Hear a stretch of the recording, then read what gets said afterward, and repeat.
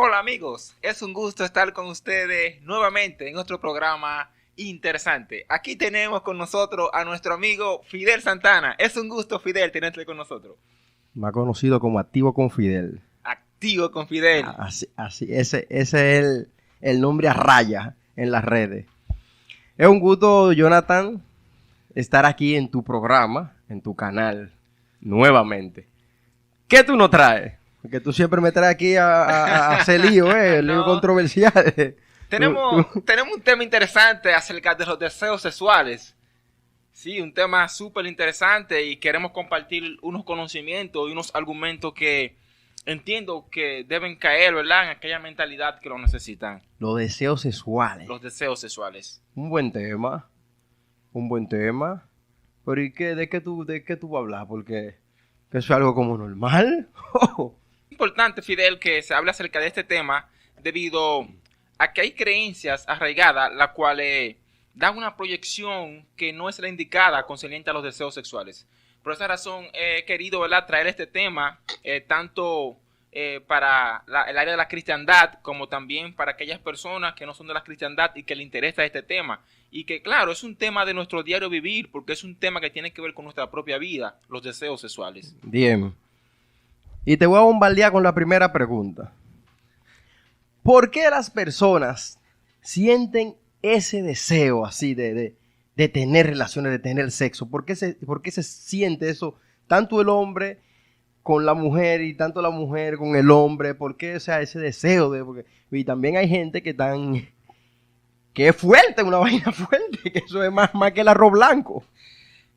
Bueno, mira, realmente cuando vamos al texto bíblico como referencia, ¿no?, en esta parte, tenemos que Dios mismo instituyó lo que es los deseos sexuales en el ser humano. Por ejemplo, sabemos que Dios fue quien creó al ser humano y el ser humano, ¿verdad que sí?, desde su misma institución se le dijo que tuviera sexo, que se multiplicaran. De manera que desde el texto bíblico podemos ver que los deseos sexuales son de origen divino. O sea, los deseos sexuales, quien los instituyó fue Dios mismo. Por eso vemos que cada persona, cada ser humano siente ese deseo sexual y que es algo normal que el ser humano sienta esto. Los deseos sexuales son parte de la creación, son parte de nuestra naturaleza, son parte de nuestra esencia, son parte de nosotros mismos. Por lo tanto, los deseos sexuales se pueden considerar netamente como venido de Dios mismo, porque Dios los puso en nosotros. ¿Y hay algún tabú, hay alguna oposición? O sea, ¿qué dicen las sectas religiosas con respecto a este tema del deseo sexual? Mira, la parte de la cristiandad lo que hace es que malinterpreta los deseos sexuales, porque la parte de la cristiandad lo que hace es como enseñarle a sus catecúmenos que vayan en contra de los deseos sexuales. Pero realmente eso no es correcto, ¿bien? Porque ellos dicen que los deseos sexuales son parte de la carne, que los deseos sexuales son del diablo, que los deseos sexuales es andar en un camino oscuro, espantoso y fangoso. De manera que eso no es correcto debido a que los deseos sexuales ni son espantosos, ni son fangosos, ni tampoco son un camino oscuro. Los deseos sexuales son propios de nuestra naturaleza y son propios del modelo que Dios diseñó para cada ser humano. Pero, o sea, en cuanto a eso, se supone que la Biblia debe tener un aporte, o sea, debe haber un aporte bíblico para o sea, en lo que ellos se basan, tanto negativo como positivo. O sea, el que no lo apoya, bíblicamente tiene que tener una base. Y el que lo apoya, bíblicamente tiene que tener esa base. Entonces, ¿cuál es la posición de la Biblia en cuanto al tema? ¿Qué aporte hace? En primer lugar, como te señalé al principio, la Biblia misma enseña que los deseos sexuales son parte de la naturaleza misma. O sea, los deseos sexuales no tienen que ver con la entrada del pecado, no tienen que ver con el pecado mismo, sino que los deseos sexuales tienen que ver con nuestra naturaleza.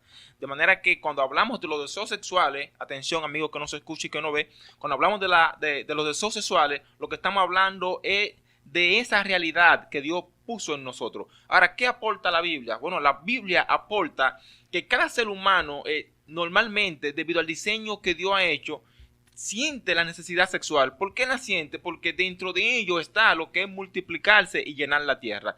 Así que por esa razón el apóstol Pablo señaló que por causa de la fornicación cada quien tenga su propia mujer o su propio marido. De manera que esto nos ayuda a entender que el deseo sexual es propio del ser humano y que el deseo sexual no tiene que ver con pecado, ni tiene que ver con la carne, ni tiene que ver con el diablo, sino que el deseo sexual es parte de nuestra naturaleza, es parte de nuestra realidad.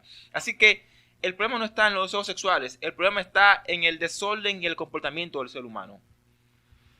Bien, y tengo entendido que hay dirigentes de alguna cesta que entienden que estos hermanos que sienten ese deseo fuera de lo normal, un deseo fugaz, extendido así claro, una llama, lo ponen en ayuno, en oración, como para controlarlo. Entonces, ¿qué tú me dices de eso? El ayuno y la oración controla el deseo de tener sexo. Ayuno y oración. Yo he escuchado eso. No, mira, realmente... Hay que ponerte en ayuno, hermanito. Sí. Cada vez que en la cristiandad se utiliza esto, que se debe de ayunar, que se va a hacer silicio y que se debe de entrar en oración, con el fin de ir en contra de los deseos sexuales, lo que se está haciendo es yendo en contra de lo que Dios estableció para la humanidad. De manera que cuando se ora, cuando se ayuna y cuando se tiene silicio para calmar los deseos sexuales, los cuales no son calmados, atención a eso, atención a lo que nos están viendo y escuchando, no son calmados, se está yendo en contra de lo que Dios estableció. Los deseos sexuales no son fuera del modelo que Dios hizo para nosotros. O sea, los deseos sexuales no son parte de lo que es algo extraño en la creación, sino que los deseos sexuales son parte de la misma creación, de la perfección misma para el ser humano. De manera que los deseos sexuales no se deben ni ayunar, ni orar, ni tampoco hacer silicio por ello. Porque cuando se hace eso, no se logra absolutamente nada. ¿Por qué? Porque los deseos sexuales son propios de nosotros, son propios de la humanidad. ¿Por qué los seres humanos no ayunan y oran para que no les dé sed? Porque eso es propio de nuestra fisiología, porque es una necesidad fisiológica. ¿Por qué los seres humanos no ayunan y oran para que no le dé hambre? Porque eso es propio de nosotros los seres humanos. Los deseos sexuales son propios de nosotros. Los deseos sexuales no son anti nosotros, sino que son propios, son de nuestra naturaleza y es característico de nosotros como seres humanos. Así que fíjate que no se ayuna ni se ora para que no nos dé sed. No se ayuna ni se ora para que no nos dé hambre, para no orinar, para que no nos dé calor o para que no nos dé frío. No se ayuna para eso ni se ora. ¿Por qué? Porque eso es propio de nuestra naturaleza. Eso es característico de nosotros. Ahora, pero se quiere ayunar y orar y que para que no nos dé deseo sexual. Eso es imposible. Cuando se ayuna y se ora de que para que no nos dé deseo sexual, lo que estamos haciendo es yendo en contra del modelo de Dios que Él ha puesto en nuestra naturaleza. De manera que ayunar y orar para que no nos dé deseo sexual es ir en contra de Dios mismo. Atención a eso. Pero hay gente que son eunucos y otros que se hacen dentro y fuera de la iglesia. Bueno, ese tema de eunuco, ese tema es serio. ¿Por qué es serio? Mira, cuando hablamos de una persona que se hace eunuco... Pero primero que aclare el tema de eunuco, ese término, eunuco. Eunuco son aquellos... Yo entiendo eso de conuco. Claro, pero no, yo estoy pensando como el que no está escuchando, que no sabe del tema, es que es eunuco, un tigre que vive en un conuco, una cosa que explica la cosa. Atención, ¿verdad? Los que nos siguen en el canal, nos escuchan, nos ven y comparten. Cuando hablamos de una persona que es eunuco, estamos hablando de alguien que se castra lo que es el pene, ¿verdad? Se castra también los testículos, ¿bien? O sea, estamos hablando de una persona... como le hacen a los toros. ¿Y eso? Sí, exactamente. Se castra, ¿verdad? Castrarse, quitarse el pene, quitarse los testículos. Eso es un eunuco a nivel del texto bíblico. Pero de manera... Pero hay muchos padres por ahí que no son eunucos. Es el problema. Yo creo que por ahí que viene el lío. Sí, pero ¿qué pasa con eso, Fidel? Mira, cuando hablamos de esto en términos espirituales, como se utiliza en el texto bíblico, lo que estamos hablando de una persona que no quiere tener sexo, una persona que no quiere casarse, ni tener un matrimonio, ni una familia, ni estar en casa. O sea, un eunuco en concepto bíblico es una persona que no se casa para no tener sexo. Pero sin embargo, esto es cuestionable. ¿Por qué esto es cuestionable? Porque nosotros no tenemos una cámara para monitorear constantemente la vida de esa persona que hace eso. Es decir, ¿cómo nosotros podemos saber que esa persona no consigue placeres sexuales de otra forma. O sea, ¿cómo nosotros podemos confirmar eso? ¿Cómo podemos confirmar que esa persona en su intimidad, en su soledad, ¿verdad que sí? No consigue placeres sexuales de otra forma.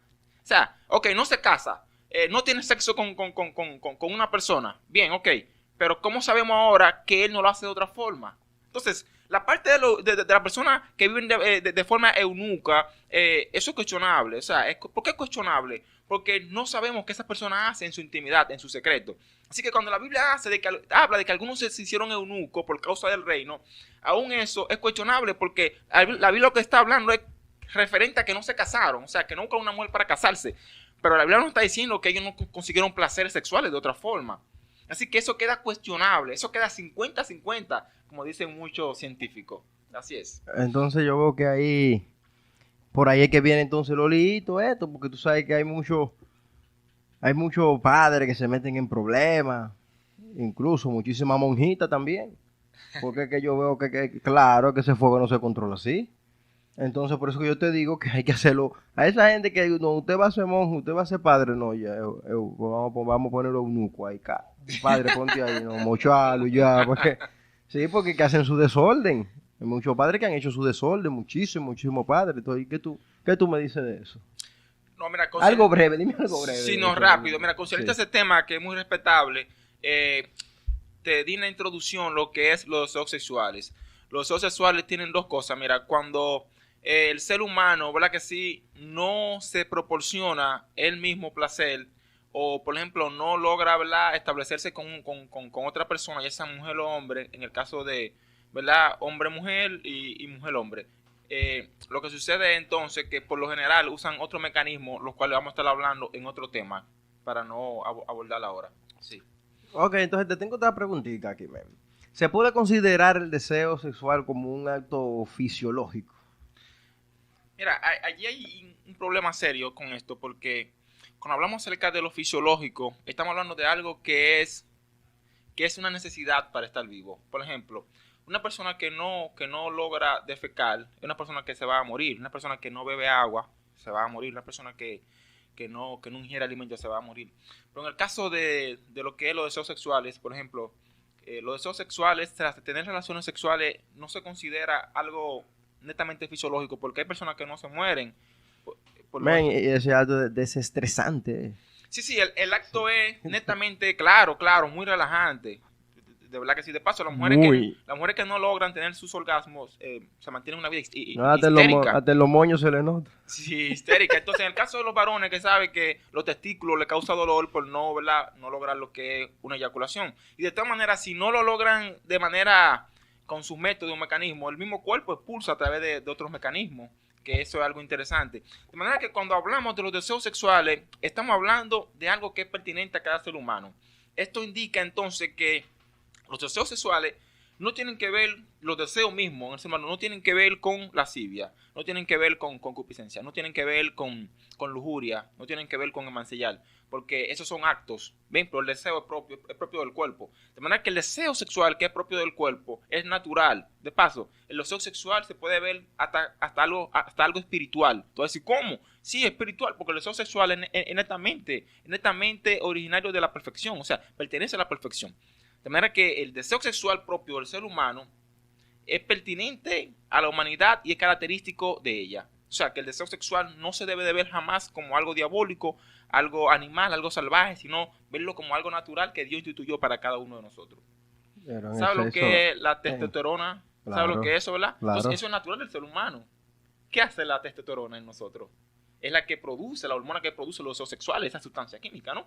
Entonces, ¿por qué tiene que verse como algo animal, salvaje, como algo que pertenece a los diabólicos, al diablo, a los demonios? No tiene que verse así porque fue Dios quien puso esa sustancia en nuestro cuerpo para que nosotros sintiéramos deseo sexual. Así que el deseo sexual es netamente propio de nuestra humanidad y no tiene que ver nada con lo que es que la carne, que tú estás en la carne, que tú estás en el diablo, que tú estás en la maldad. No tiene que ver con nada de eso. Tiene que ver con la realidad misma de nosotros como seres humanos. O sea, esa realidad que nos hace auténtico, que nos hace genuino, que nos hace ser lo que somos, seres humanos.